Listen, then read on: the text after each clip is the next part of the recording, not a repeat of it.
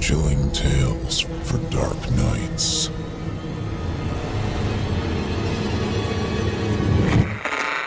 Want to make sure you never miss a Chilling Tales for Dark Nights video again? Be sure to subscribe and hit that bell to turn on notifications.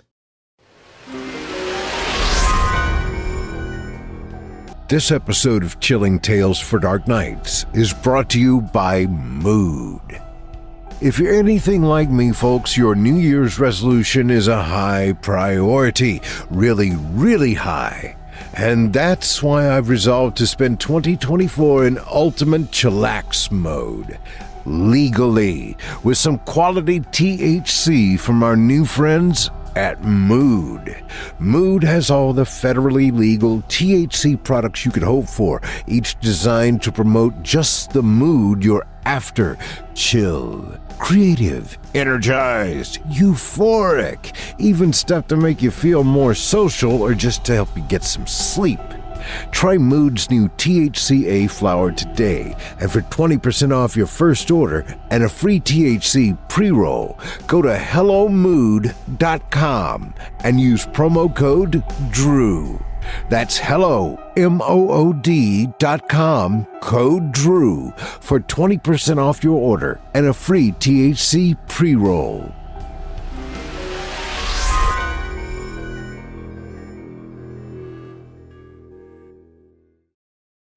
It's time to turn off the lights and turn on the dark. Chilling tales for dark nights.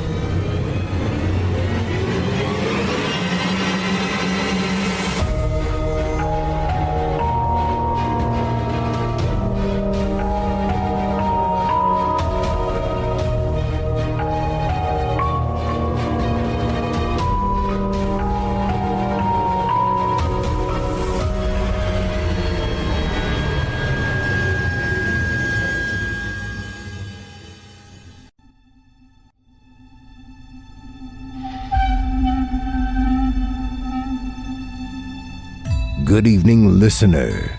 You're listening to Chilling Tales for Dark Nights.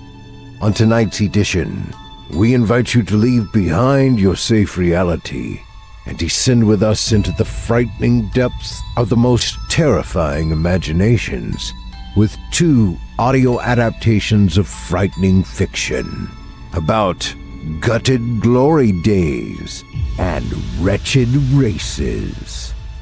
I'm your host, Steve Taylor, and tonight I'll be your guide as we traverse the dimly lit corridors of your darkest dreams.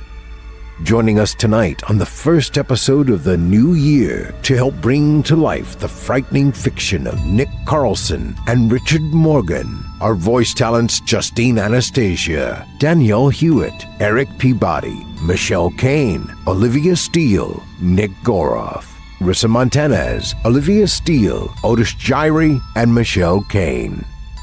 Now, get your ticket ready. Take your seat in our theater of the minds and brace yourself. It's time to turn off the lights and turn on the dark.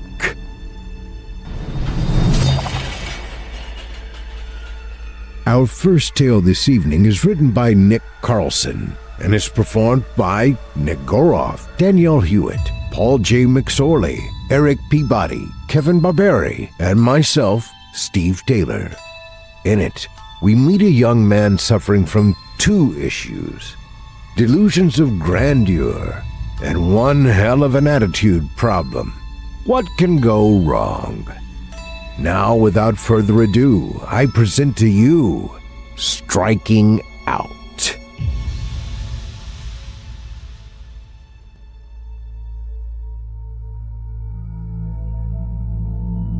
Looking upon something you loved, knowing that in due time it would disappear, expire, die, whichever you prefer, was a foreign sensation to Tommy Vulture. Odd, considering in his 18 years he had witnessed his house burn down and his grandmother wither away in hospice, barely enough strength about her to flick her eyes towards him.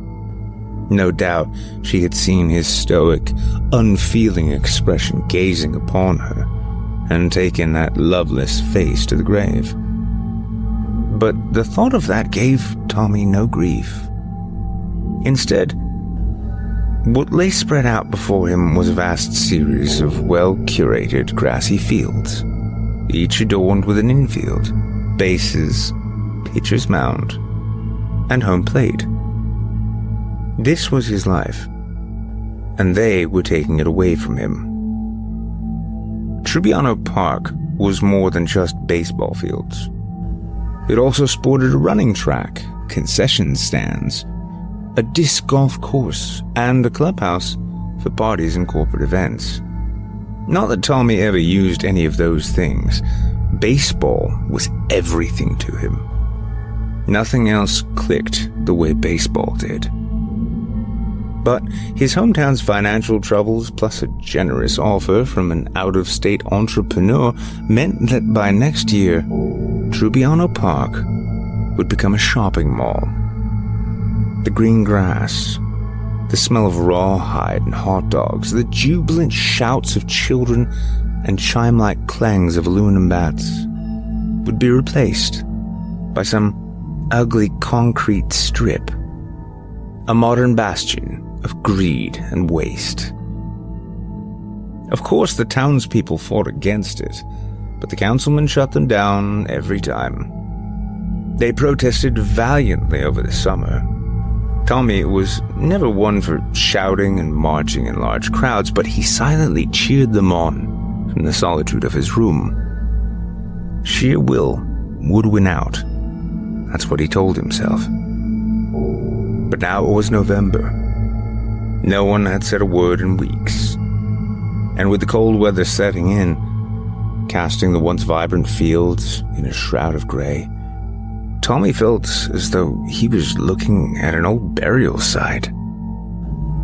Each empty structure was a tombstone, and rotting in the earth beneath them were memories and hopes and dreams. His own among them. The ground was sodden from a recent rain. Tommy's shoes squelched in the mud as he trudged through the desolate park. Even after the news of the park's decommissioning, kids still flocked to the fields to eke out a few more games. Now, Tommy was the only one there. The only one dedicated to keeping the park's purpose alive. It's not fair. He stamped in a mud puddle. It sent splatters of dirt water up his pant leg, but he didn't care. Not like any of it all mattered anyway. His hopes of making a life and career out of baseball had been trounced years prior. The incident. Regardless, the fields shutting down in a few weeks would only be the last lash of a whip before his dreams finally dropped dead. With the new year fast approaching, a time of change and self-reflection, Tommy figured one more game in Trubiano Park would be a fitting send-off, even if there was no one around to play with him. I'll make it work. He kicked through another mud puddle. We're gonna have some fun, even if it... He stopped himself in finishing the thought. Maybe it was the overcast day, or the hopeless dread already curdling in his chest, but for some reason the phrase, even if it kills me, sounded strangely ominous right now. Yeah, it was probably just the weather. Tommy, ace of spades, Fulcher takes to the mound. He trudged up the earthen incline, eyes narrowing down the home plate. Fulcher's racked up a book's worth of nicknames for himself over the years.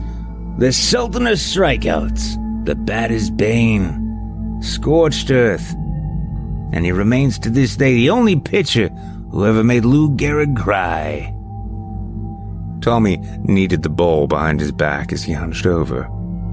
If he focused hard enough, he was in Yankee Stadium, the sun on his face, the air shimmering from the heat, and the raucous crowd. He could feel the sweat beading on his forehead, taste it as it dripped down his lips. "And here's the pitch," he wound up. The phantom batter trembled in the box, cringing at the inevitable no-hit 3-round heater he would have to suffer through. Tommy lunged forward and threw the ball. The crowd surged with a collective gasp. It whisked down the middle and collided with the backstop, emitting a rattling clang. "Strike one!" He pumped his fist and jumped on the spot. "Oh, but what's this?" He froze and glared at the imaginary umpire behind home plate. "The umpire appears to be ejecting Vulture for showboating." Tommy mimed slamming down his glove in disgust, marching up to home plate. "That was complete bullcrap," he shouted at the umpire, who continued to signal an ejection. "I have never seen such a horrible call in my life. Who made such a senseless hack like you an umpire?" The umpire only stared back at him with a smug, knowing smile. The very smile Tommy had come to detest over the years, from all the bullies who picked on him to all the adults who patronized him. "In a stunning development," Tommy mimicked his actions, "it seems that Vulture has actually taken the other player's bat and is about to tell the umpire what he really thinks." He powered through a swinging motion. He could almost hear the whistle and metallic crack of the bat making contact. "Down goes the umpire! Down goes the umpire!" Tommy beat at the ground, seething like a wounded beast, spittle flicking through his gritted teeth. The umpire's smug, stupid grin melted into blood and shredded flesh, along with the rest of his face. "See if that official makes a bad call again." Tommy curb-stomped his skull for good measure. "And just listen to that crowd! They are loving this!"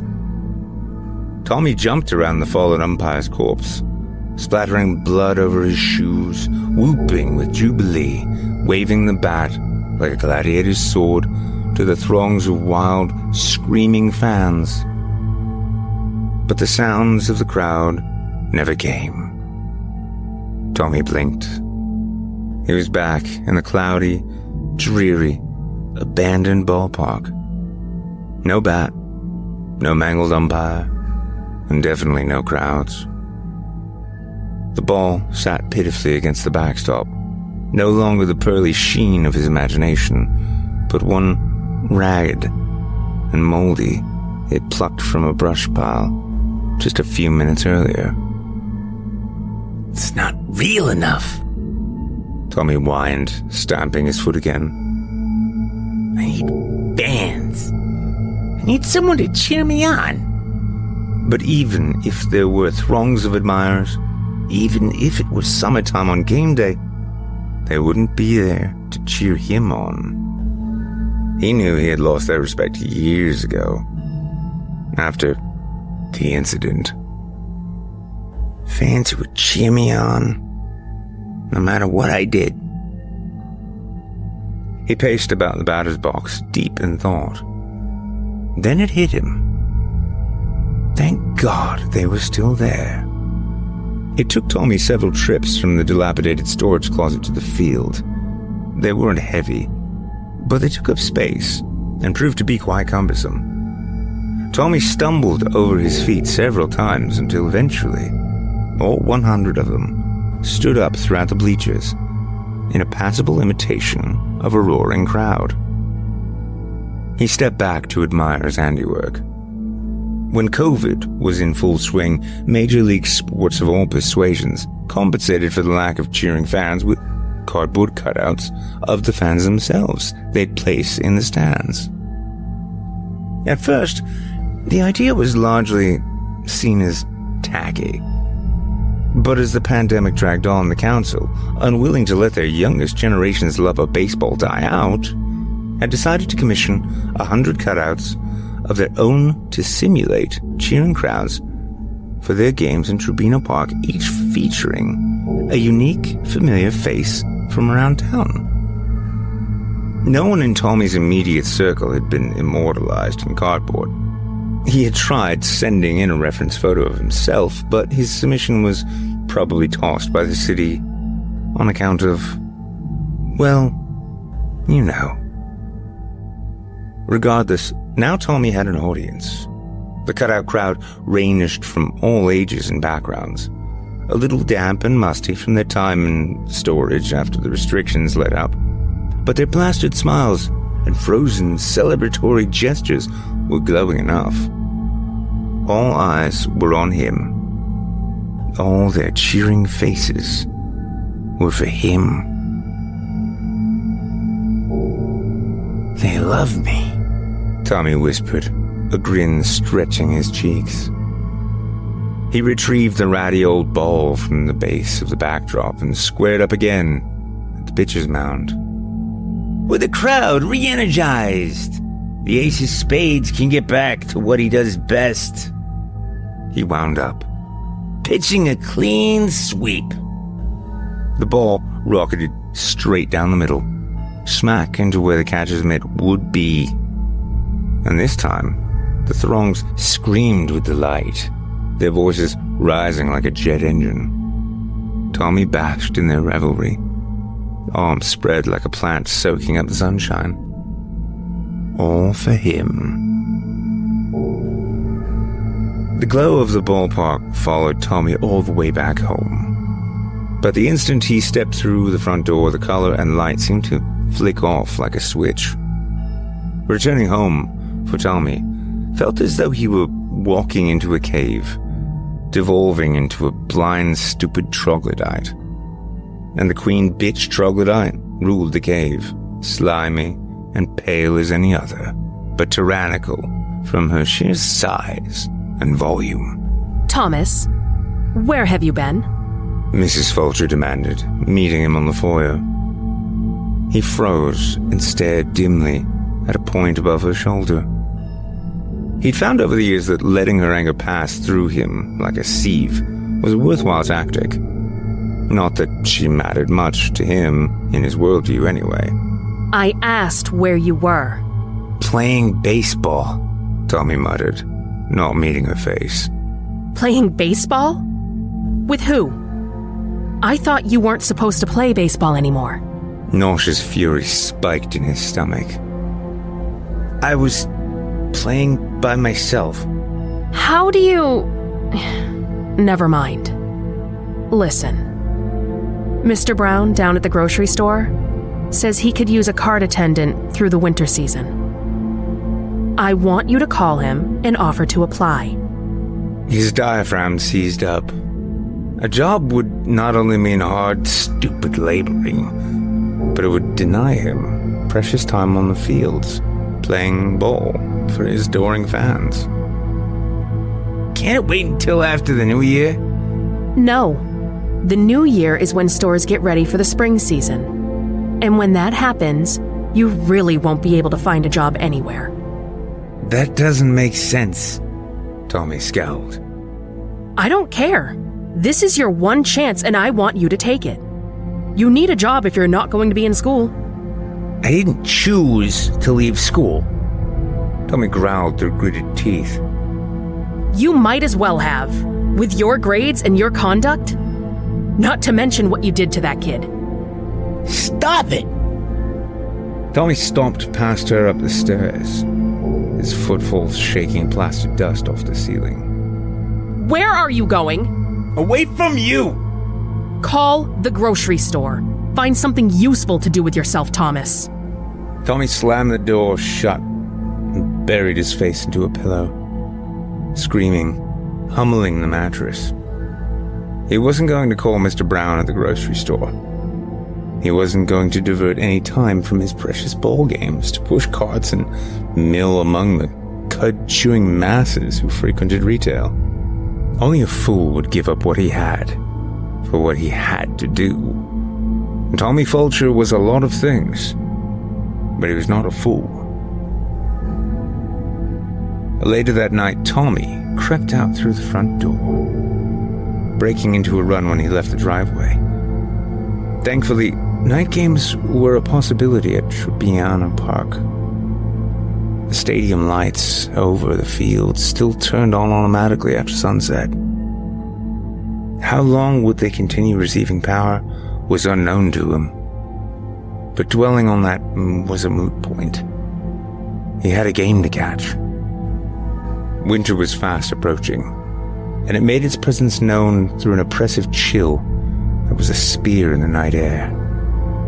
Tommy felt it in his ribs, a frigid congestion that spread to and numbed his limbs and made his teeth chatter. The memory of the summer sun on his face, however, pushed him against the cold. The stadium lights hovered in the horizon like inert alien saucers. He was almost there.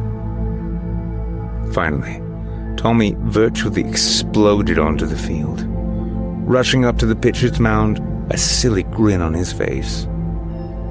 The cheer of the cardboard crowd met him with glee. "Let the game begin!" Tommy pumped his fist in the air. Go, Tommy! An old man in a denim shirt called out. We love you, Ace of Spades. Ace of Spades, you're a hero. A boy no older than 8 declared. "There's a tension in the air tonight," Tommy narrated, kneading the same ratty old ball behind his back.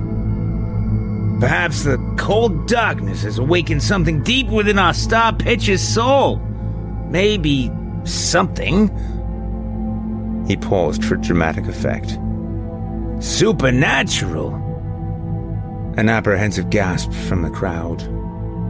"Yes, the beast has been roused," Tommy wound up. "Now you will see the Ace of Spades for the monster he always was." The ball rocketed forward, closing the gap between the mound and home plate in what seemed like a split second. The fastest ball Tommy ever pitched. But it was way off from the strike zone. Even Tommy could see that someone could fully extend his bat across the plate and still be out of reach from his pitch.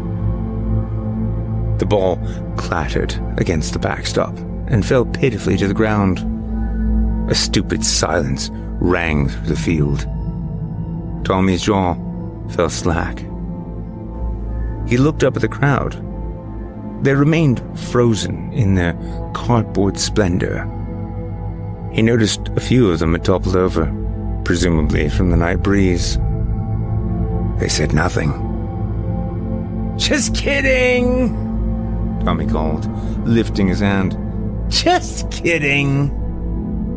They continued to smile down at him. "Umpire! We don't count that, right? That was just a celebratory first pitch. Game hasn't started yet." The umpire didn't respond. He continued to lay sprawled in the dirt behind home plate, his smashed-in face now clotted and dusty. "I'll take that as a yes," Tommy suggested. He scurried over and retrieved the ball. "This one's the real deal, folks," he confirmed, repositioning at home plate. Nothing. "I said, this one's the real deal, folks," Tommy screamed, and the crowd cheered back. "Finally! I thought you had all died on me." Tommy wound up again and threw. This time the pitch was much more controlled, just a few inches shy of the strike zone. But the idiot of the bat swung anyway. He missed entirely. "Strike!" Tommy belted, and the crowd went wild. "A few more like that, and we can kiss goodbye to this pack of ingrates who dare to call themselves a team." After striking out 3 batters in a row with no hits, it was Tommy's turn to step up to the plate. He found a rusty old aluminum bat in the same storage closet, probably left there by some idiot kid who couldn't keep track of his stuff. The logo was faded off. It was chipped and shorter than he preferred, but beggars couldn't be choosers. He considered himself lucky enough to find a bat. Finding an actual baseball glove in good condition would have been like finding a unicorn. It's invigorating to know that the ace of spades hitting is just as good as his pitching, Tommy narrated, tapping home plate with the tip of his bat. There's a warehouse's worth of baseball smacked in the next year that can attest to that. He felt the cardboard crowd's eyes upon him, their welling, apprehensive whispers. Here's the pitch. Tommy tossed the ball in the air. Wow, what an absolute meatball, that one. He watched it lazily descend back to the ground. He drew his bat back. He goes for the swing. His bat met open air. Tommy nearly threw his shoulder out from the sheer force. The ball, meanwhile, plopped to the ground and rolled off the third baseline. Practice. That was practice. Tommy retrieved the ball. You agree, right? The phantom pitcher on the mound nodded enthusiastically. Right? He said again, this time directed at the crowd. Nothing. Tommy froze, scowling at them. 100 pairs of eyes regarded him, armed with 100 stony smiles. No. They were still happy, still cheering him on. They just wanted him to succeed, to knock one out of the park. Very well. This time, I'm gonna do it. He lobbed the ball into the air. Another measly, pathetic meatball. Even a half-blind invalid with a limp arm could have... Whoosh. Plop.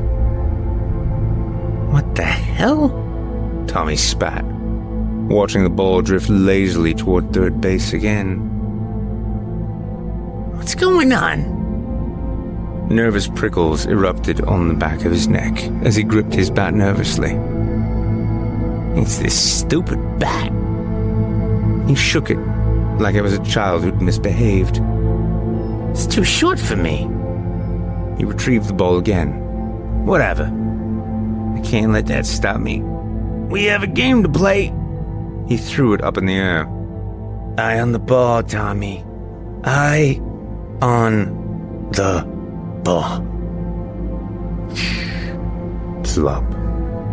What the fuck? Tommy threw down his bat in anger. It bounced away and rolled toward the backstop.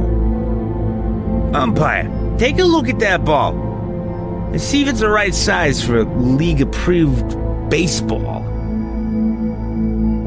The dead umpire simply existed upon the ground.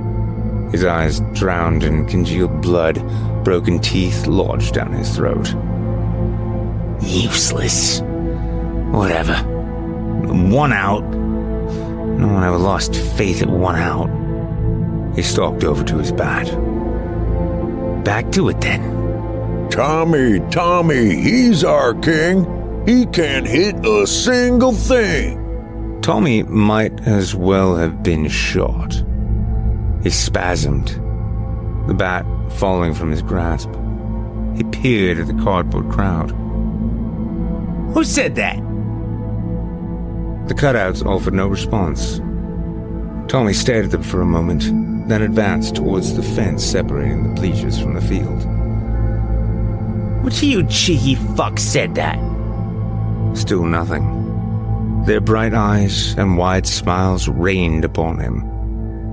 Mockingly so. They were laughing at him. 100 malicious jokers getting off to his misfortune. Stop laughing! Tommy stalked the fence line. And answer me! I did. Tommy froze and pivoted. Oh, finally, someone's man enough to fess up. Well, Don't be shy. Come on, Mr. Comedian, show yourself. You're a real head case, boy. Can't handle a little teasing? Tommy advanced towards an older gentleman in the front row wearing a blue long-sleeve shirt. Up close, Tommy noticed a bit of spinach stuck in his teeth. Was it you? You really should show some respect to your elders. Otherwise, no one will respect you. I'm giving you all the respect you deserve, old man. What has become of this generation? The cutout sighed. Bunch of snowflakes melting from the tiniest bit of heat. You've got a lot of nerve, you old bitch. At least I have nerve. Unlike you spineless worm. Tommy wasn't even aware he had done it. Like retracing your hand from burning stovetop, but in reverse. His fist went clean through the cutout's head. Mr. Spinach's wrinkled face bore a hole where his mouth once was. Now he looked shocked, jaw cartoonishly dropped in an O shape. Tommy massaged his knuckles, backing away from the fence. His breathing slowed. He glanced up, realization seeping in like a cool flood. The cutouts were looking at him again, still smiling, but their smiles were leers. Their brows were lowered, judgmental, knowing, uncanny demon jurors. His heart raced. He wanted to say something. Their silence was too much. He wanted assurance. It was just a lapse. They couldn't expect perfection out of him, to be some kind of immaculate angel. The game's been temporarily adjourned. We'll pick up tomorrow. Mr. Spinach fell over with a clatter. The rest of the cutouts continued their leering. Tommy waved them off. Then he turned and ran. Tommy stayed awake through the rest of the night, sitting on the edge of his bed. It had been a long time since he'd endured mockery like that. His own fans turning against him so suddenly, all because, what? He had struck out? Like practically every Major League Baseball player had done at least once? It was ridiculous. It made no sense. The meanness was familiar. He knew it well. It was designed to put him down, make him feel subhuman, worthless, a waste of space in this world. The last time he had been put down to that degree was, coincidentally, the incident that had resulted in him being banned from the JV baseball team, from ever playing baseball again, and indirectly being expelled from school after a subsequent string of failing grades and poor behavior. People, relationships, their place in the world, they were all overrated, he concluded. All they had ever been was painful and confusing, before and after the incident. His mother always told him it was his own fault, that he was stunted, whatever the hell that meant. It only served to pain and confuse him more. And what good were you when even the adoring fans you conjured from thin air were turning against you? You were wrong. Wrong on some fundamental level. Rejected by every possible avenue reality had to offer. Worthless. Useless. Find something useful to do with yourself, a voice in his head nagged. Tommy sighed. There was only one outlet from where reality hadn't rejected him yet. And if he could land it in its straits, he could at least get paid for it.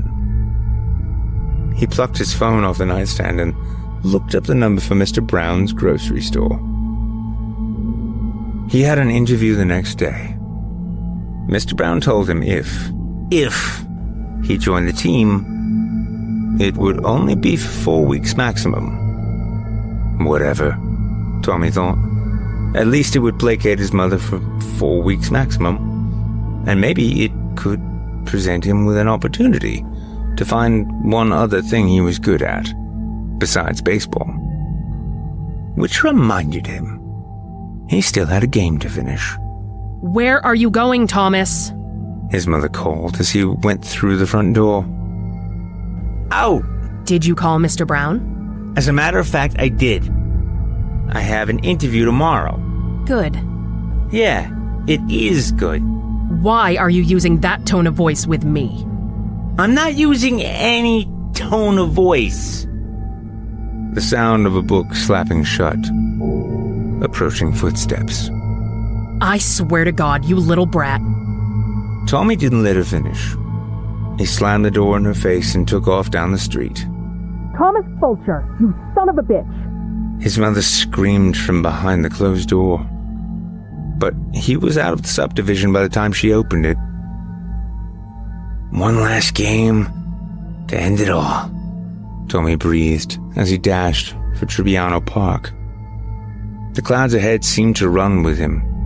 They were roiling furiously, goading him with gloomy, evil conviction. The stadium lights were still on. The sky above was so dark their senses must have still considered it nighttime. Hello, my fans! He burst onto the field and onto the pitcher's mound. The wind had knocked over about a third of the cutouts, but the survivors stood tall, their shit-eating grins and waving arms intact. And they were vocal, too. They were cheering, yelling their heads off, as if making up for the loss of over 30 of their fellow fans. They wanted to see what would happen. They wanted to see if the heel would triumph or fall. The outcome mattered not. Audiences loved spectacle and drama. Tommy gathered up the same decrepit ball, which was starting to unravel at the seams. The ace of spades ain't done yet. He still has a little juice left in him. Let's just say the batter picked the wrong day to step up to the plate. He wound up. He'd better have 911 on speed dial. The pitch careened way off center. It glanced off the rim of the backstop, ricocheting beyond the field and into the park beyond. The crowd erupted in a chorus of boos. What a terrible throw! Yeah! Watch it! You almost hit my mother! Who taught you how to pitch? Helen Keller? Shut up! I'll go get the ball and we'll reset. Sheesh. His wild pitch had rolled almost all the way to another ball field. It was only vaguely spherical now, completely stained green from grass and held together by a few threads. Cheap piece of shit, he spat, running the ball back to his game. Right, that one didn't count. The crowd jeered at him. I said it didn't count. This one's for the money. He threw the ball straight and true. Surely it was going to be a strike. Except it dipped low and glanced off home plate. Not even the idiot batter decided to swing at it. Oh, come on, ump. Where's that strike? Tommy stomped up to home plate. Do we even have eyes to see with? By now the umpire's flesh was turning gray and purple from decomposition. The mangled mess that was at one point his face was little more than a giant scab. Needless to say, he didn't have an answer. Fine. We'll call that ball one. The baseball's hide had completely come off. Now it was a tangled spheroid of rubber and yarn, trailing with frayed tips. He felt insectoid in his grasp, like a nest of beetles. We're raising hell and tearing shit up. He laughed squeezing the quasi-baseball in his fist back at the mound. A few more throws like that and we'll have call the game. Yes, call the game. Someone from the crowd shouted. You suck. Forfeit, Tommy Fulcher! Like how you forfeited your shot at baseball the first time! Enough! Tommy chucked the ball into the crowd. It unraveled midair, emitting a synthetic tail like a comet. It struck a cutout of a young girl, no older than 10. She toppled over and slid down the metal steps to the first row. Ah, he did it again. Violence begets violence, I guess. Murderer! Murderer! Murderer! Hey, why'd you throw that ball away? Tommy blinked, a sliver of clarity shining in his brain. The new voice wasn't garbled, or disembodied, or even all that hateful. It came from right behind him, a little lower than chest level, to be specific. Why'd you throw that ball away? Tommy turned around to see a boy of about 9 standing at the base of the pitcher's mound. He was slight and skinny, even for his age. His overly large cap threatened to cover his eyes. In his right hand was a wooden baseball bat. His left hand was consumed by a glove.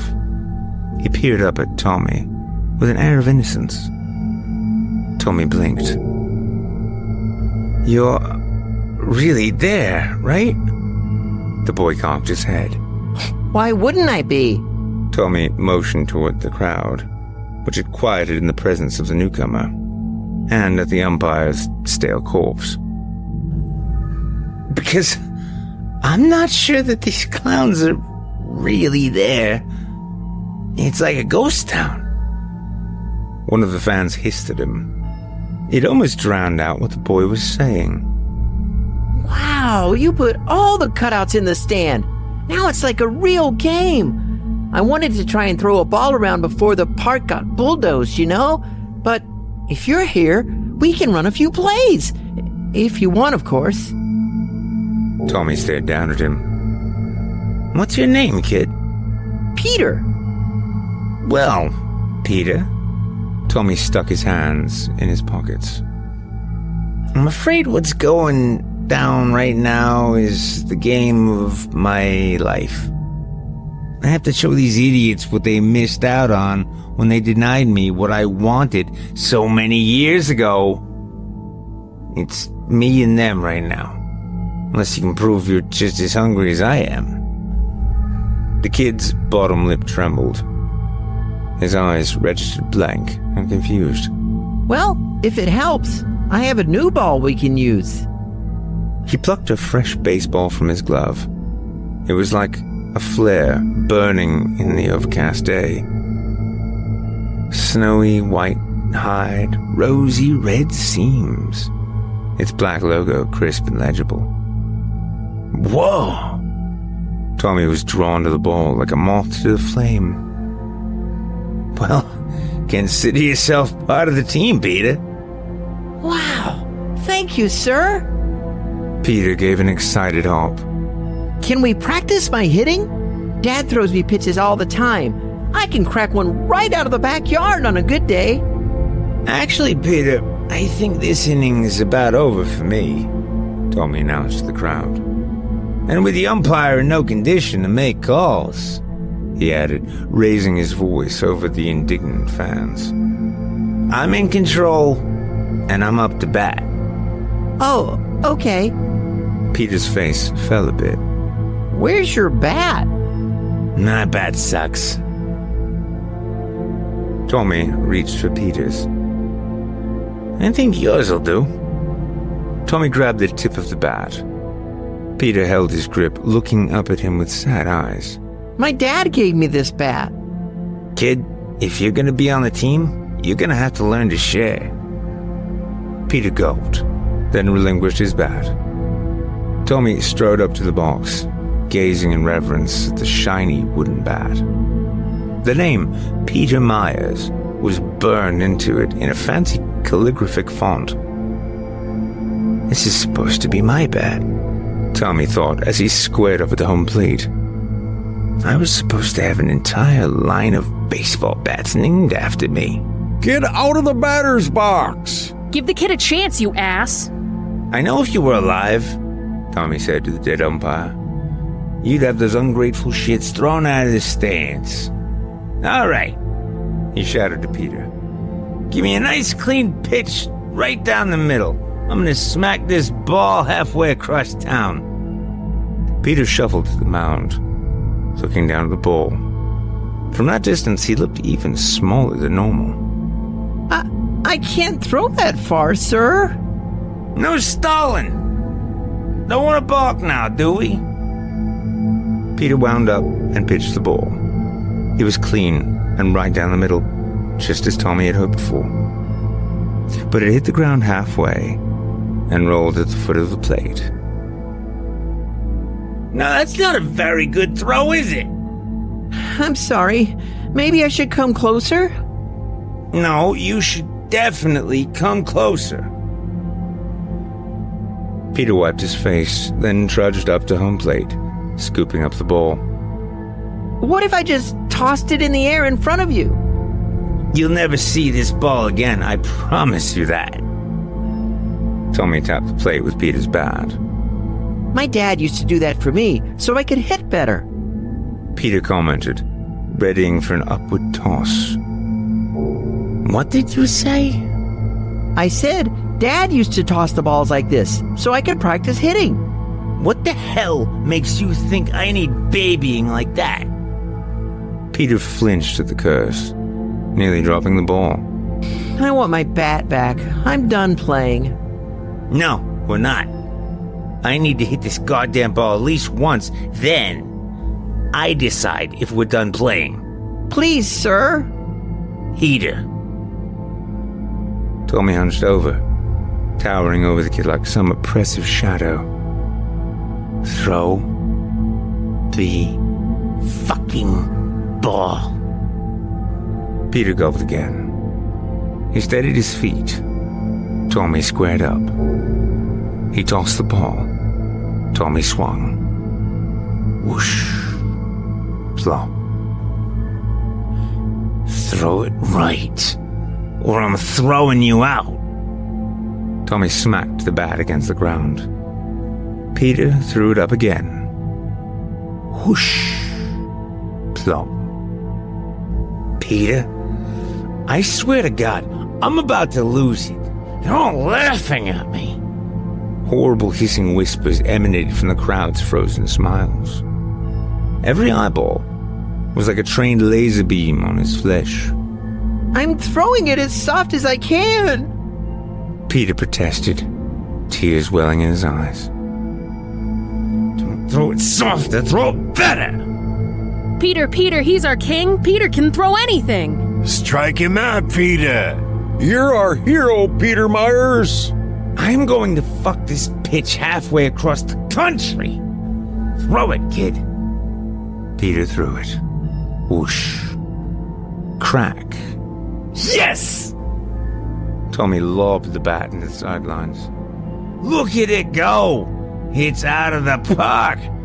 It's out of this world! It's shattered every record in the book!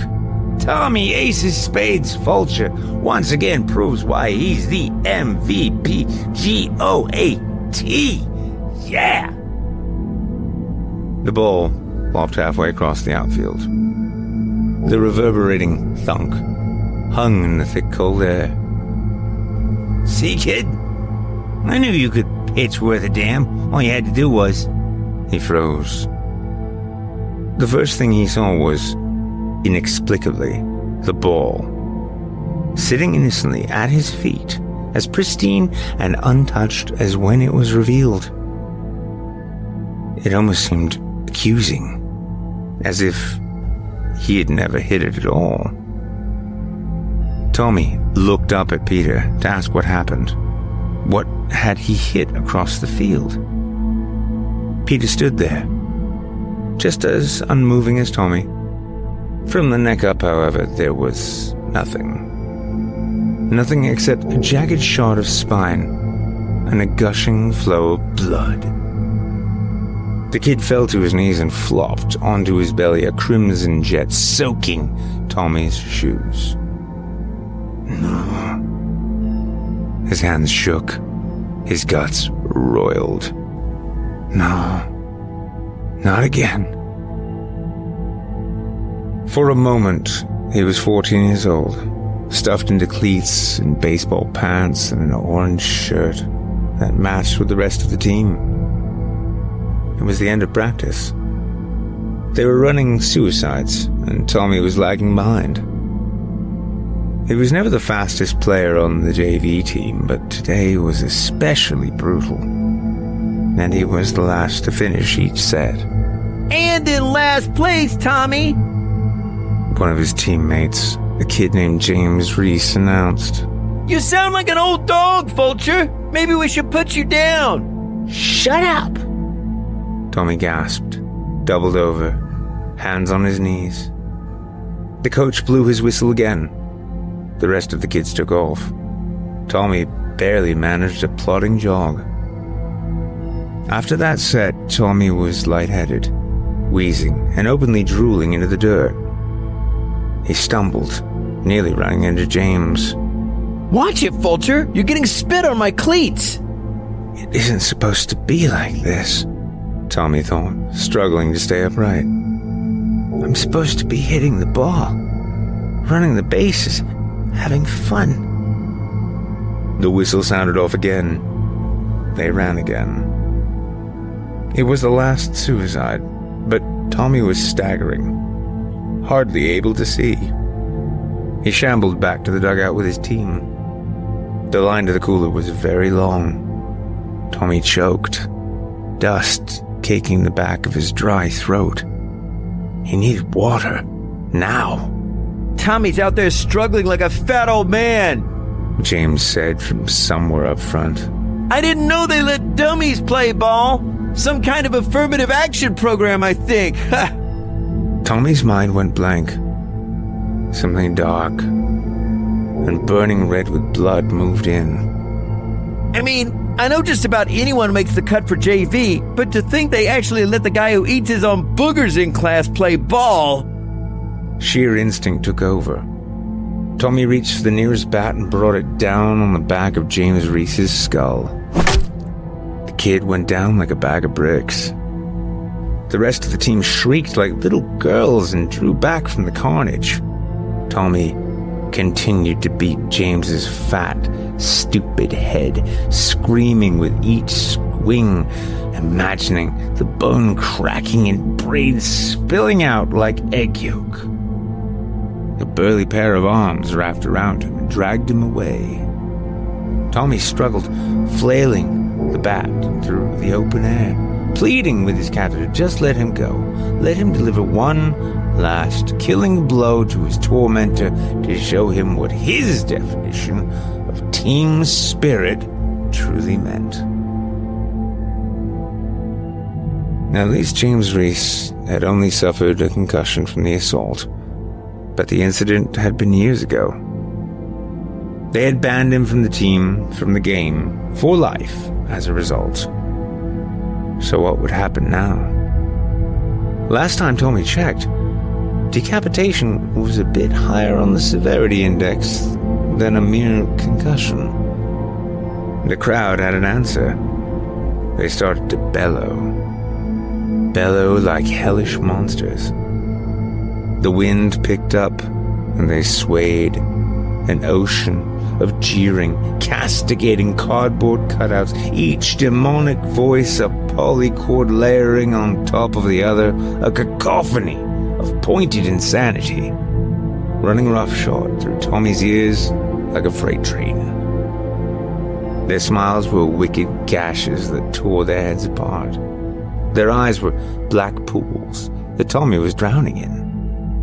Even the umpire joined in. He rose to his feet, his shredded, congealed face staring directly at Tommy. His bony knuckles curled into claws, and he made a slashing motion that was all too familiar. You're out of the game. No! No, no, no, no, no, no, no! Tommy ran to the pitcher's mound, falling prostrate onto the dirt, begging through tears for absolution. The crowd cheered. They cheered for his blood, to avenge Peter Reese's blood. Sirens melded with the crowd. They brought fireworks with them, red and blue, filling the stormy sky. The crowd cheered louder. Somewhere down center field, Peter's head joined in. The game was over with. The pyrotechnics were going off in celebration, and Tommy had lost. Officials stormed the field, clearly prepping to drag him off to the dugouts in shame, in ignominy. His brief, violent stint as a professional ball player to fade away, forgotten. I won't be forgotten. Hall of Fame, here I come. Goaded by the crowd, Tommy charged toward the advancing officials. Bang, bang, bang, bang. The second round of fireworks. At least these ones produced noise this time. Tommy fell face first into the grass, halfway between the mound and home plate, riddled with fresh wounds. Wounds that wept red. The crowd cheered for his blood. They cheered for him. Gone, but not forgotten. They were cheering for him. They loved him.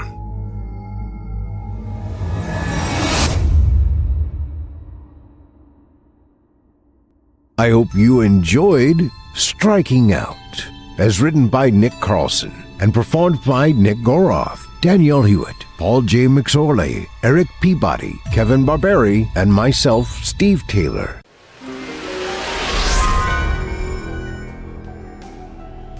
This episode of Chilling Tales for Dark Nights is brought to you by Mood. It's 2024, folks, and that means two things. The world is going to hell, and I'm as cool as a cucumber.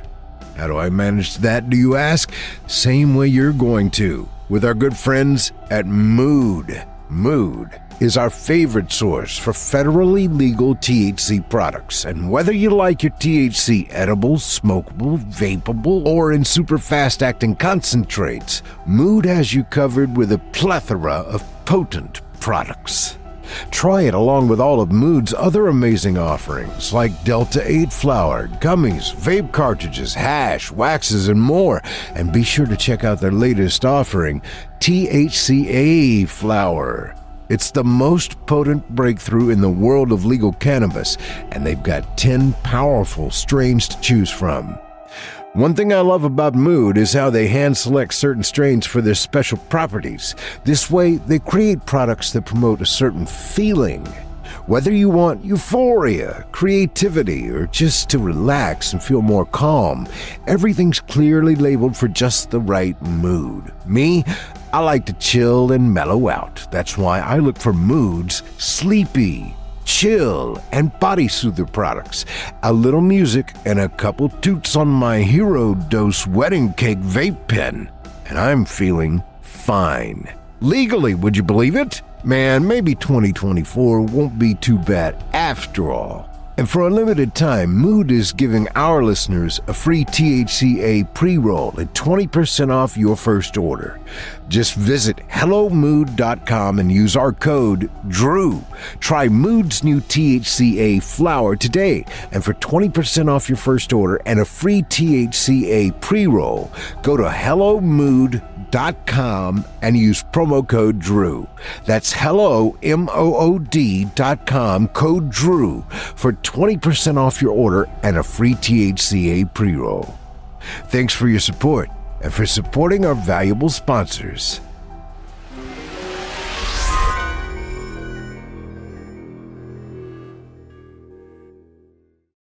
You can find more of author Nick Carlson by visiting our website, www.creepypastastories.com, where you can find out more about him as well as read more of his work. Erik Peabody hosts Horror Hill right here on our network, airing Thursday nights at 8 p.m. Central Time. Our second tale of the evening is written by Richard Morgan and is performed by Rissa Montanez, Olivia Steele, Otis Jiry, and Michelle Kane. In it, we visit a sport just as popular but not nearly as televised: horse racing. And before we get into it, I'll just tell you right now, no horses were harmed in the creation of this story. Their riders, though, that's a different story. Now, without further ado, I present to you Neck and Neck.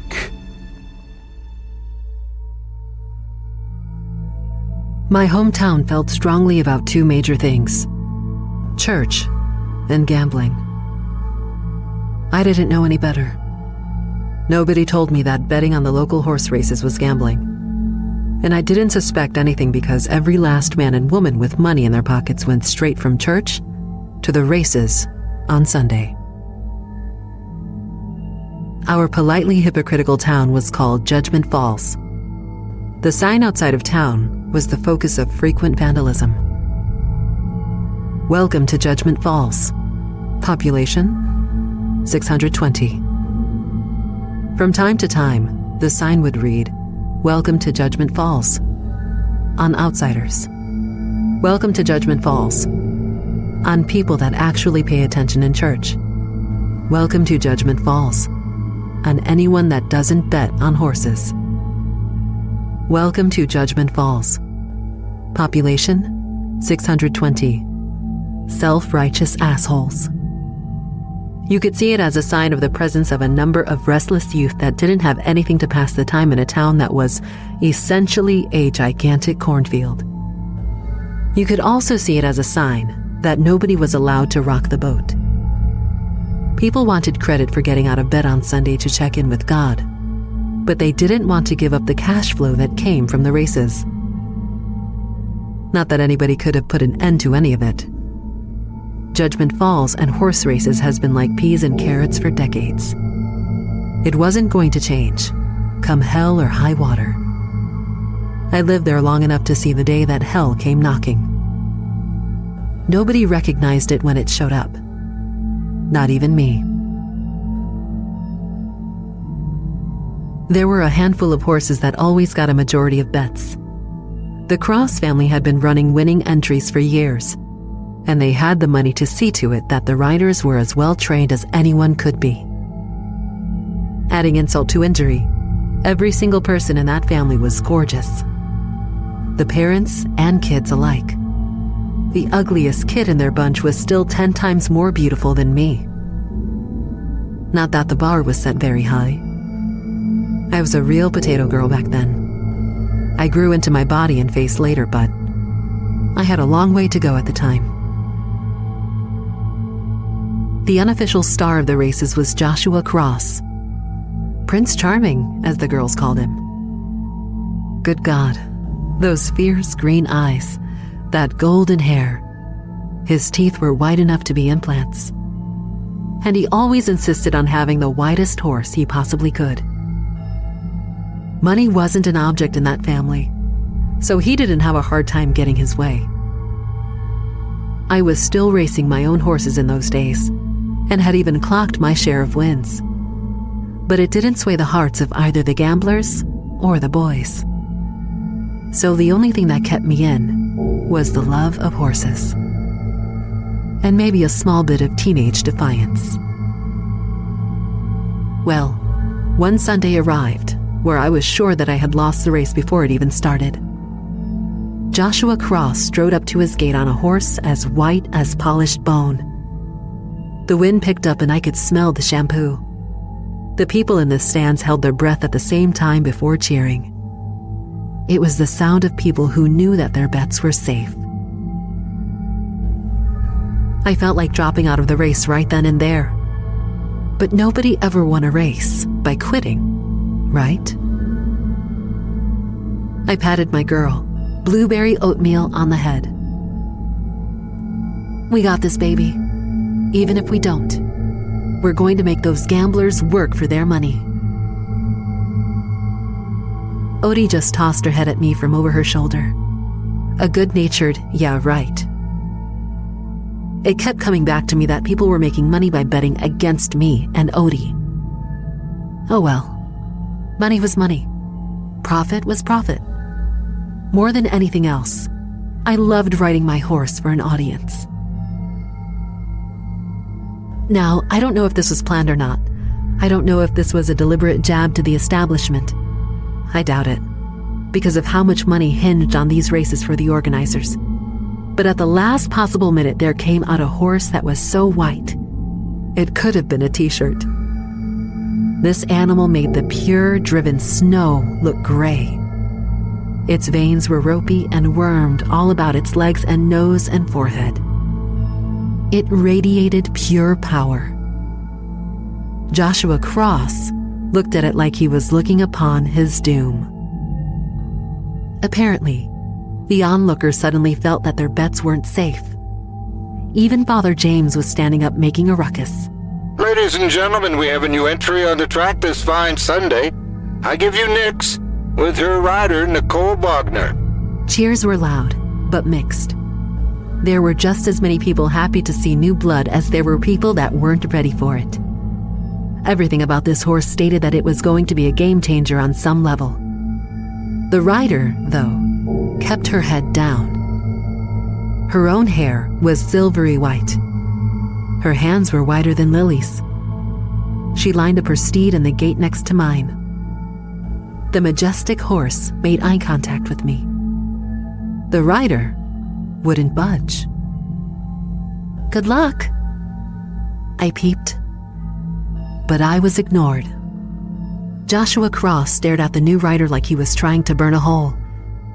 But he was ignored also. The gates opened. The bell rang. We were off. Two things happened in short order. Joshua and Crossfire rocketed to the lead. But then Nicole and Nix caught up to them like they weren't even trying. Josh's head was on a swivel with a strange new horse close enough to bite the tail of his horse. Was I imagining things? Or was Nix trying to breathe on the back of Josh's neck? It didn't matter. Nix gathered a burst of speed that had never been seen in Judgment Falls and left Joshua behind. That also meant leaving the rest of us riders behind. But I didn't care. I was blown away at the raw power of this new horse. All that money that the Cross family spent on Joshua and his pretty new ride. And it was rendered valueless in seconds. Nix was so far ahead that it was starting to catch up to the horse in last place. Joshua's cries of outrage sounded like a seagull trying to cut out its own tumor. I laughed out loud despite the fact that I wasn't going to win. I was used to it. But Josh wasn't. Nix finished so far ahead of the rest of us that Josh's remaining time amounted to a walk of shame. The stands roared, mostly with boos. Me? I cheered for the new horse as I crossed the finish line. I followed the winning horse to its stall. I was prepared to find out that the rider was either deaf or conceited, what with the way she ignored me at the lineup. First and foremost, she made eye contact with me right away. Second, she was gorgeous. I'm not into girls, but this chick was a work of art. She was striking like a marble sculpture. She had the color of one. Her hair and her skin were like snowy ivory. She was the perfect match for her horse. The only thing that didn't quite line up was the slight cloudy red of her eyes. I almost wondered if she was blind, but that would be impossible. She rode like a champ. Congratulations! I wasn't able to think of anything to say. She smiled. Thank you. Those two words were rich with an accent that I couldn't place. Greta, feed Nix. She called over her shoulder. If discomfort could be incarnated into a person, it would have been this short, dark-haired girl that pulled measly carrots out of an old potato sack. Her hands shook as she offered the vegetables to the horse. The horse didn't hesitate. And there was something about the horse. I wasn't sure if it was the relative lack of light in the stable, but it seemed to me that Nix wasn't as big and bold. The horse that ran the track was rippling with muscle and bravery. The animal in the stall was thin, almost weak, and practically apologetic about how it was eating those measly carrots. Stranger yet was the Greta girl. She was facing the horse, but her line of sight was on me and Nix's rider, as if we were a pack of coyotes trying to flank her. I've never seen you in town before. My name is Shelby Lucas. Your riding skills are amazing. Thank you, dear. I'm Nicole, and this is my sister, Greta. We are quite new here. Are you staying in town? But of course, my parents have bought the house on the hill near the creek. The old Mayweather house? That is the one. Perfect place for a family of people passionate about the horses and the races.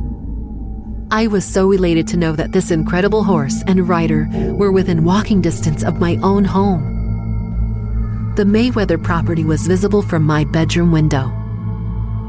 I extended my hand to Greta, who flinched away as if I were going to strike her. You'll have to excuse my sister. She has anxiety and many nervous disorders. Helping me with the horses is therapeutic to her condition. I lowered my hand and settled for smiling and nodding at Greta, trying to appear as non-threatening as possible. She gave me a nod back, but the fear that was in her eyes was potent and it wasn't going away. I moved in for a closer look at the horse, Nix. The look in the animal's eyes was just about the same as Greta's. It was almost like the powerful animal that tore up the track had been replaced with a cowardly twin. Nicole's body stiffened as I closed the distance between myself and the horse, so I immediately stepped back. I'm sorry. I just can't say I've ever seen a horse like Nix on the track. I don't think anybody has. Much thanks, friend. She has had a lot of potential for a long time. With luck, she will be able to race just as well every time. I kept smiling at Greta, hoping to see the enthusiasm spread to her. But she was still wary, guarded. I tried to be understanding. I remembered being just as awkward. But there was something else there that I couldn't put my finger on. My thoughts were interrupted by a small girl, about 7 years old, that came barreling into the stall. I want to meet the winning horse. 4 or 5 other children followed behind her with the same idea. Nicole lit up at the sight of the enthusiastic children. But of course, you can all be part of the Nix fan club. The children reached out to the horse with eager hands. All Nix seemed to care about was if the kids had any food. Greta seemed to see this as her chance to stand back and get a break.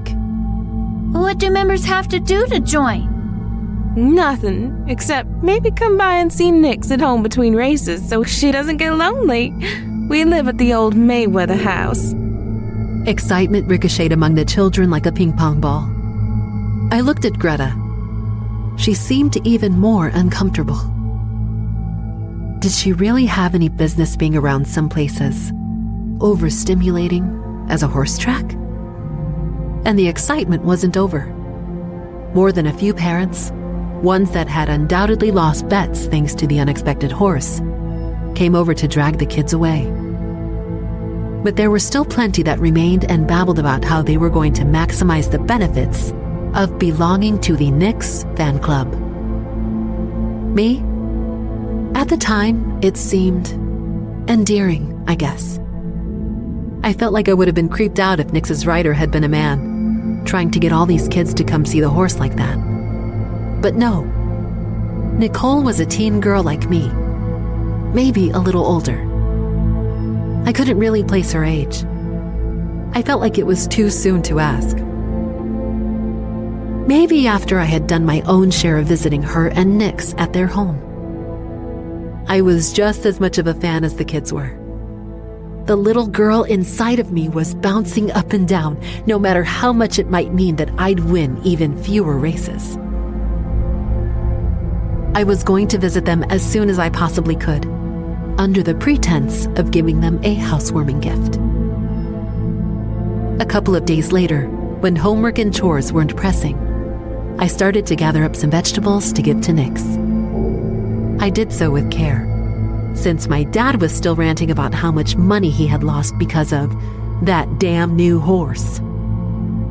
That's all I heard about since the race. Sometimes he was ranting by himself. Sometimes he had some friends over to rant with him. Those friends didn't hold back from saying they hated Nix, but they also hated the weird, funny-talking foreigner that brought Nix into town. And they especially hated the way their kids were constantly pestering them to let them go see Nix at the Mayweather home. The theme was consistent. Nix was unpopular for being from out of town and for being popular with the kiddos. I didn't understand how you could hate an animal, especially one like Nix. So powerful and majestic on the track and so humble and timid when off. I finished packing my gift and quietly slipped out of the door, giddy with anticipation. It was the cheap thrill of doing something that I probably shouldn't be doing, but it was also this strange addiction. I had seen that horse run once and I was hooked. Aren't some drugs called white horse? Made sense to me at the time. I came onto the Mayweather property about an hour or so after most of the kids got out of school. I was hoping to beat any crowd of small munchkins to the place so that I could have some one-on-one befriending time with Nicole and her horse. When I saw that the property was quiet, devoid of the fanfare of unsupervised little people, my heart did a somersault and I picked up the pace. But then I slowed. There weren't any sounds whatsoever. There wasn't the sound of any horses in the stable. There wasn't a light in any window. There wasn't the smell of dinner or food or the buzz of a radio or anything. And some of the windows were wide open. When myself and some of the other kids used to go on the property as a dare, I remembered seeing those vacant windows and feeling like they were eyes. The house looking down on me, hiding all kinds of secret terrors waiting to grab me. I don't have a photographic memory, but I was certain that those were the very same windows that were still open. The place still felt vacant. I wanted to holler out, but something prevented me. Instead of checking out the house, I decided to see if the horse was in the stable. Maybe they were just out practicing or riding or giving out rides to members of the fan club. There was something about Nicole that, just looking at her, the way she carried herself, and the way she had dressed, that you just couldn't help but assume that she came from a background of ancestral wealth, and that she must have moved here with an army of her own horses, a lineage bred over generations in a distant land. The stables were bare. There were no horses. There was no hay, no tools, no lanterns, save for a few horseshoes eaten by rust that had clearly been there as long as the house. A knot was forming in my stomach when I heard a low snuffling. It was coming from the stall at the furthest end of the stable. There was Nix. The horse looked even smaller than the last time I saw it, and twice as fearful. She brightened up a bit when I took out the vegetables. Hey, Nix. I've got something for you. I didn't dare speak above a whisper, and I didn't even know why. She'd started eating and wouldn't stop. Horses love to eat as much as you or I or our dogs. But Nix was inhaling those vegetables. She licked my fingers and palms when they were gone. I combed the contents of her stall with my eyes. There were some things stored in there, but very few of them had anything to do with the care for the horses. But I couldn't tell what they were otherwise, not without moving in closer. Which is what I was about to do until I saw Greta come around a far corner. Even from that far away, I could tell her eyes were huge. She looked all about her and then ran to me as quietly as she could. She babbled. She gestured with frantic hands. Either she was speaking in a language other than English, or her accent was too thick for intelligible speech. My face must have told her that nothing was getting through because she became even more worked up. Then she pressed her palms to her temples in a long pause before saying, Neck. I cocked my head at her, to which she gestured in the direction of the house. Neck. I looked at her neck. I didn't see anything. No signs of injury or abuse or anything. She shook her head at me and began rocking her head like a galloping horse. Neck.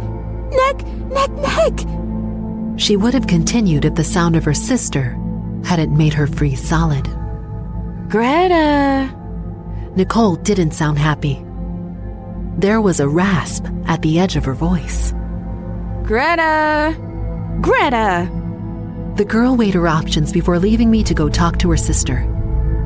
It didn't take long for Nicole to storm into the stables with fire in her naturally red eyes. Her snowy hair was unkempt and fell about her freely like a regal cape. What are you doing here? Her voice made my spine feel pulses of electricity. I pulled the shredded remnants of turnip greens out of the sack I was carrying. I brought treats on behalf of the Nix fan club. And here, these are for you and Greta. I pulled out the smaller bag of candy bars that shivered in my grasp. Her eyes regarded the bag with the coldness of unpolished rubies. Greta, though, peered around one of the stalls. The look in her eyes. It was just like the look that Nix had when she saw the vegetables. A soulful hunger restrained only by the reins of fear. You don't care for candy? I shifted my hands towards Greta without taking my eyes off of Nicole. I do not. It affects my energy levels. But Greta loves the stuff. She nodded to her sister, who took the bag from me and ran off without a word. When Nicole returned her gaze to me, it was like standing under the sun at high noon in August. I felt small. I felt cornered. I felt caught. I'm so sorry. I just wanted to bring something good for Nix and welcome you to the community. That's the most amazing horse I've ever seen in a race. And I just wanted to make friends and... Nicole smiled. You are very generous and hospitable, friend Shelby. But I am afraid that my parents are not.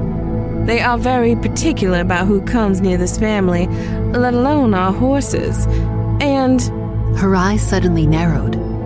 Why are you staring at my neck? Oh, was I? I didn't mean to. You need to leave, Shelby. But I... Now. Her last word was low like distant thunder, and it frightened a small child inside of me that I had forgotten was there. I bowed my head and hunched my shoulders and left without a word. I found it within me to straighten my spine when the Mayweather house was disappearing over its hill. She caught me, you know? I had been staring at her neck. It was flawless. Almost a sculpture. You couldn't even see the veins. This made Greta's words that much more mysterious. Whatever she tried to tell me, she acted like it was urgent. Every neck I saw was fine. Nicole's, Greta's, even Nix's. What was her problem? I was barely aware of little Annette McGregor walking along the road. I was walking through the grass of the pasture straight to my home. Annette was rushing along the cracked, bleached road with a large sack over her shoulder. She had my attention only after her mother came rushing up behind her and clobbered her.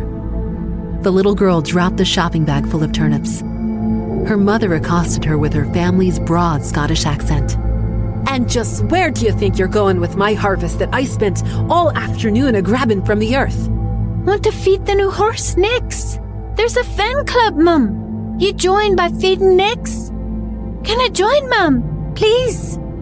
The woman scoffed. I didn't break my back digging in the dirt so you could feed my lot to some damn horse your pa blew a fortune on. And you don't have any business crossing the creek when the water's this high. The knockin' will take ya.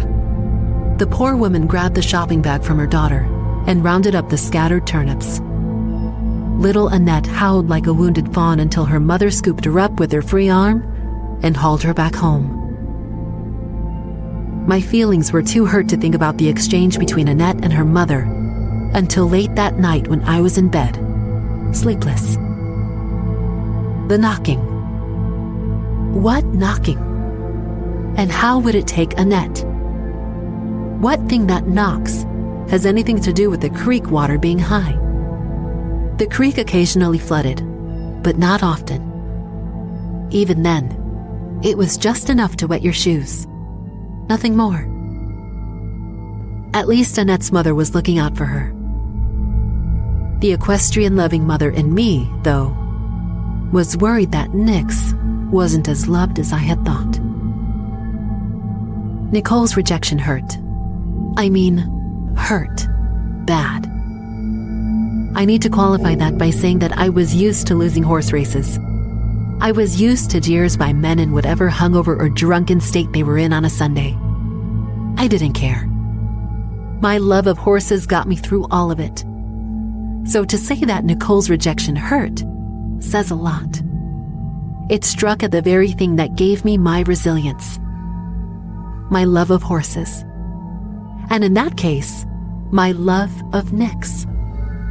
I had only seen her perform once, and I was madly in love with that horse. I managed to resist the urge to return to the Mayweather house until the next race. I sat out of that race. I didn't want to make eye contact with Nicole. It wasn't hate. It was fear. I was afraid of seeing her disapproval in her eyes, as if the value of my love for horses hinged on her opinion. Joshua Cross defiantly marched Crossfire to the gate, like a deposed king that entertained the idea that he was going to single-handedly get the crown back. He was just begging to be humiliated, and his begging didn't go unheeded. At gate 13, Nicole Bogner riding Nix. Boos swelled, but the animal that strode out was impervious to them. Nix looked like he had gained 50 pounds of solid muscle just for this race. Every contraction of tendons and striated muscle was a work of art. He seethed with confidence. Nicole was hunched over, head down, as if she didn't want to make eye contact with anyone or anything. More than that, she seemed awfully stiff. She didn't sway with the movements of Nix. You have to be fluid with whatever your horse does, or you'll be thrown off just from the natural locomotion of the animal. I was puzzled. Nicole was no amateur rider, and even if she was, she didn't seem the type to cower. Nix left everyone in the dust. The race was practically over as soon as it had started. There were more boos as soon as Nix finished the last lap, signaling that most of the townsmen had taken a chance that Nix's first victory was just a fluke. I waited for Nicole to raise her head and glare at me in triumph. She never did. She was as hunched and stiff as ever. Me? I was more confused than ever. Nix and Nicole vanished into the stables. I pushed past the crowd of enraged gamblers to get a look. In the stables, there was Nicole, standing tall and proud. She was being hemmed in by several dozen children that were singing her praises, begging for a chance to see the amazing champion horse. Now, you can all be in the Nix fan club. Come see my horse at the Mayweather house. All are welcome. I eyed Nix through all the movement. That extra 50 pounds of muscle was gone, as was the confidence and bravery I had just seen on the track. Nix held her head low, side-eyeing the adoring children as if they might bite. At long last, I also noticed Greta wasn't there. I was also under the impression that she was her sister's sidekick, whether she liked it or not. Something wasn't right, and I was going to find out what it was. It looked like Nicole was going to be occupied with her fan club for a while. I took the opportunity to slip out and beeline for the Mayweather property. I had to talk to Greta, to her parents, to someone. And if Nicole got back while I was still there, I'd spy on her. I was walking at a good clip, but I felt like I was moving unnaturally slow. Or maybe the Mayweather property had mysteriously moved farther away. I felt like Nicole was going to ride up behind me at any moment. But she didn't. I made it to the house without incident. I knocked on the front door, and it swung open, limp. I stood back, in case someone would mistake me for a trespasser. I was greeted with nothing but a dusty emptiness. Greta? Anyone? Hello? I stepped inside, and there was no going back. The dining room table was a collapsed, rotten heap. What little furniture was in the living room looked hazardous. The stairs that led up to the bedrooms felt like they'd give out at any moment. All but one of the bedrooms had huge portions of the ceiling missing. None of them had a bed that wasn't decaying into mush and splinters. Greta? Greta, are you here? I kept calling out. Doubt crept into my voice with each repetition. My last stop was a single room at the end of the hallway. I pushed the door open, and the first thing I saw was Greta's torn clothes in the middle of the floor. My movement caused a swarm of flies to buzz in alarm. They were swarming on a heap of bones and entrails. Clumps of hair were here and there. Portions of it were still tied with ribbons that Greta had in her hair. My stomach twisted and heaved its contents onto the floor. I staggered over to a window, desperate for fresh air. It was already cracked open. It looked out on the back of the Mayweather property where a pond sat, green with scum that floated on the water. I forced the window to open wider, and as soon as I could see straight, I was going to go home and alert the police to Greta's remains. I had no idea what to tell them about how she got that way.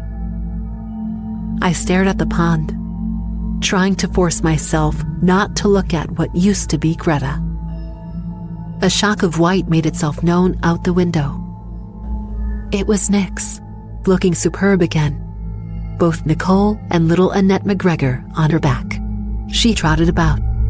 I could hear Annette giggling with delight. She held onto Nicole's hips.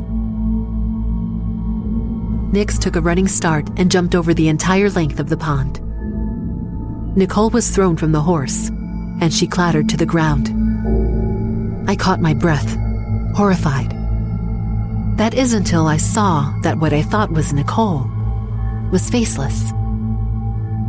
Her wig of hair lay in a heap. She kept her pose of leaning forward, head down like any proper mannequin would. Annette must have known all along, because she laughed all the more. She was riding Nix without Nicole. Without the dummy, she transferred her grasp to the empty saddle in front of her. How was she staying on the horse? Nix got more and more worked up, leaping across the pond repeatedly. Annette started to say that she had enough and that she wanted down. Nix wasn't listening. Then Annette tried to jump off the horse, but she somehow seemed to be glued to the animal. She braced her small palms against Nix's flank and pushed with all her might, but she was firmly anchored. The horse took to the air one last time, but she didn't clear the pond. She dove straight into it. I stopped breathing. The water roiled and bubbled, but nothing came up. Not for several minutes. At length, Nix broke the surface, dragging Annette by her hair. She wasn't moving. The horse tore into the little girl's throat with long pointed teeth that I didn't recognize. She must have been barely chewing, because she was whittling Annette's body down with whole mouthfuls. Her remains resembled Greta's in no time at all. Besides the bones, the only thing the monstrous horse left behind was the intestines. Nix rinsed her muzzle in the scummy pond and became wrapped in some sort of mist that looked like a swarm of ribbons. It soon cleared, and Nicole stood where there was once a horse. She stretched, she yawned, and stroked her swollen stomach. She looked straight up at my window. She must have noticed that it was open more than it was before she left. My thoughts fled as my brain switched to full panic. I ran down the stairs. One of them gave way and my ankles screamed with pain. My rational side tried to butt in. Can you really run on that now? Instinct shoved the question aside, and I hobbled on my ruined ankle regardless. Running out into broad daylight didn't make any sense. Staying in the house made even less sense. If she was still in the back of the property, I might have had time to make it out and scream for help, or something. Nobody heard Annette crying for help. My rational mind intruded. Still, I ran out the front door without hesitating. My body wanted to move so much faster. My will wasn't big enough to change the fact that I was injured. It was like trying to will a flat tire into working. And yet, I continued. I kept looking behind me, trying to gauge just how far the predator was going to let me get. It took her a while to appear from around the house. And when she did, she was walking, casually strolling along. Between glances, she closed insane amounts of distance. In no time, she was close enough for me to see her face, and it was just as smug and self-assured as it was when she was a horse running the track. Shelby, I knew the moment I met you that you have the will that cannot be dominated. I kept running. If she was going to kill me, she was going to do it chasing me. I wasn't going to stop and go to her like some lamb to the slaughter. You must have found Greta. I didn't mean to eat her. I'd gotten desperate. Plus, I was growing weary of her whining. She could do nothing for herself. A helpless kitten that needed to be spoon-fed and coddled along every step of the way. She knew so little of caring for horses. The horse you call Nix would have looked more like me if I had a helper that knew something about keeping after such animals. Go away! I barked over my shoulder. I can get you anything you wish for, Shelby. Any horse of any might, any breed, any power. We could also find the magic to give you any appearance you want. My steps were slowing down before I even realized it. I shouldn't have hesitated. I started to feel how exhausted and winded I was. The Nakin are powerful, but surviving openly among your kind isn't easy. Greta and I were going to bend the gamblers to our advantage. We would have had the money to make Mayweather a real home, and then make home anywhere we wanted. The... Nakin? I wheezed. Nakin, Nixie, Nick, or knockin' neck. The name matters little. All the same for a horse trying to get her next meal to climb her back and catch a ride. Neck! Greta's voice echoed in my brain. I stumbled forward and caught myself on a wooden post. It was ancient, holding up several lines of iron fence with rusty barbs at intervals. Anything you want, Shelby. Anything you want at all. As long as I get to eat when I need to eat. What you say, my friend? I turned to see that Nicole was close enough to kiss me. Whatever was looking at me from inside those eyes was far older than the young face it wore. The children here know you and trust you, Shelby. You could practically guarantee that I never get desperate with you. I spat in her face, dead center in her left eye. She staggered back, and her whole shape rippled with rage. She lunged. I fell to one side as she threw herself full force into the rusted iron fence. My hope was that she would injure herself through blunt force. That happened, but so did something else. She struck the lines of iron so hard that they snapped. But they clung to her, as if magnetic. Her body hissed with smoke, and she cried out with a voice that was neither human nor horse.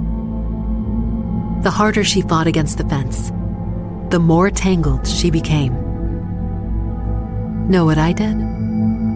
I laughed. I laughed. I laughed and I laughed and I laughed. I closed my eyes.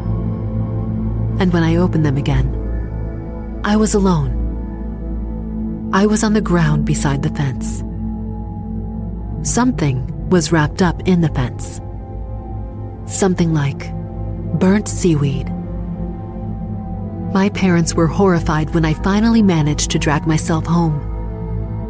The police were called, of course. They found Greta's remains where I told them they would be. They weren't sure what to make of what was tangled up in the fence. There was no human tissue to speak of. So they figured that Nicole had merely skipped town. I was treated like a suspect for a very short time, but nothing stuck to me. I had no means of reducing two girls down to bones on my person or at my home. When I was free from legal and medical inquiry, I looked up some things on the neck, otherwise known as water kelpie. They are ancient fae, which means they're vulnerable to most things other fae are. Salt, running water, and iron. I eventually got back to racing. I took the decoy, Nix, into my care. The fear was replaced with love and gratitude. I even got to the point that some of the locals placed bets for me and not against me. But there was a part of me that always seized up when the loudspeaker would say, "And now they're neck and neck."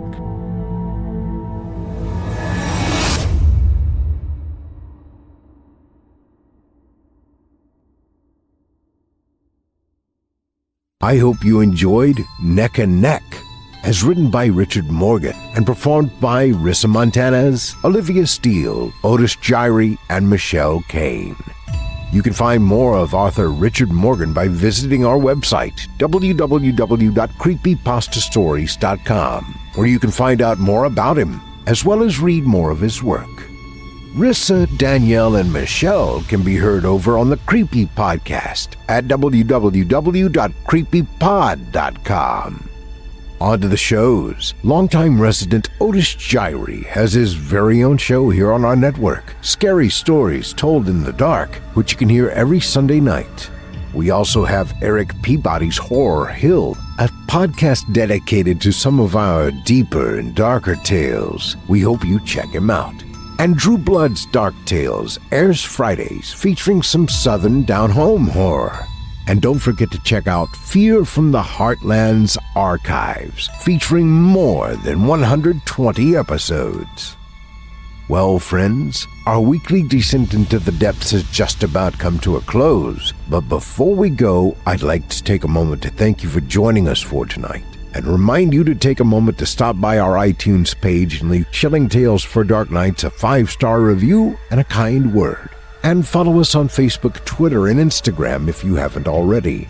And of course, subscribe to us on YouTube, where you can find an archive of our work going back to 2012. And consider signing up as a patron at our website, chillingtalesfordarknights.com, to show your support and get all of our content ad-free. I'm your host of the evening, Steve Taylor, and it's been a pleasure. Tune in again next week when we once again turn off the lights and turn on the dark. Happy New Year. See you next Monday. Sweet dreams, listener. Sweet dreams.